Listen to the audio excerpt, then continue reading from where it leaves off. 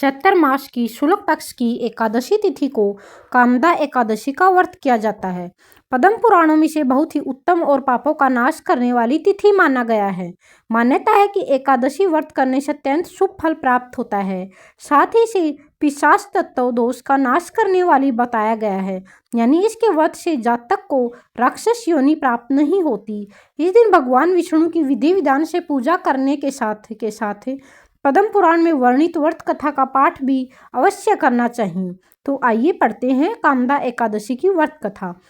युधिष्ठिर ने पूछा, वासुदेव आपको मेरा नमस्कार है। आप मुझे बताइए, चैत्र मास के शुक्ल पक्ष में कौन सी एकादशी आती है?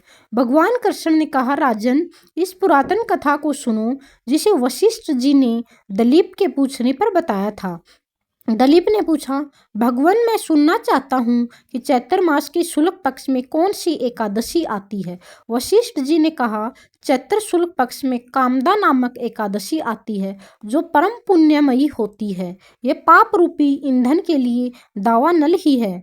प्राचीन काल में एक नागपुर नाम का सुंदर नगर हुआ करता था। वहाँ सोने के महल निर्मित थे और उस नगर में पुंडरीक आदि महाभयंकर नाग रहते थे। वहाँ पुंडरीक नाम का नाग राज्य करता था। किन्नर, अप्सराएं और गंधर्व भी उस नगर का सेवन करती थी। वहाँ एक ललिता नाम की श्रेष्ठ अप्सरा थी। उसके साथ ललित नामक का गंधर्व भी था।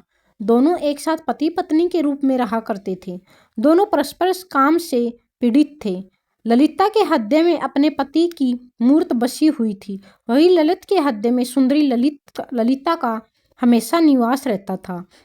एक बार नागराज पुंडरीक राजसभा में बैठकर मनोरंजन में लगा था। तभी ललित का गान होने लगा था, लेकिन उसके साथ में ललिता नहीं मौजूद थी। गाते वक्त उसके मन में ललिता का स्मरण आ गया। इसके चलते ललित के पैरों की गति रुक गई और जीभ भी लड़खड़ाने लगी।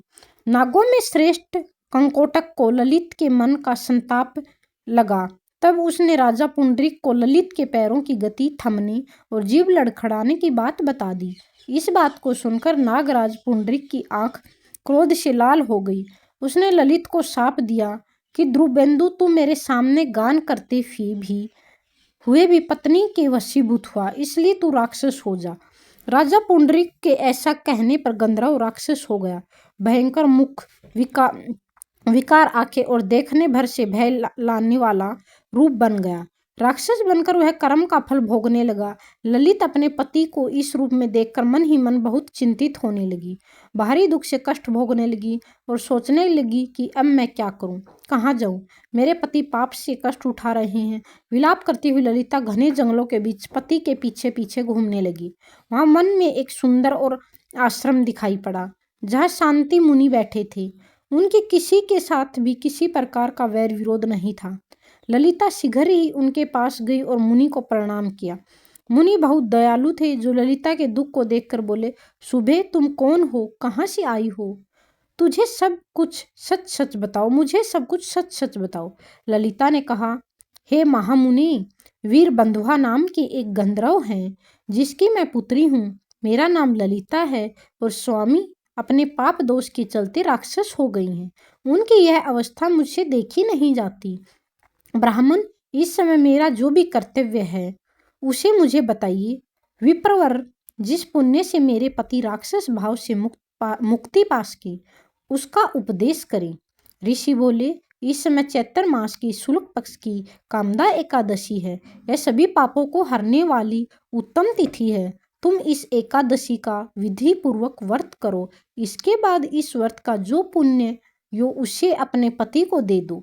ऐसा करने से क्षण भर में ही उसके श्राप का दोष दूर हो जाएगा। मुनि के इस वचन को सुनते ही ललिता को बहुत हर्ष हुआ।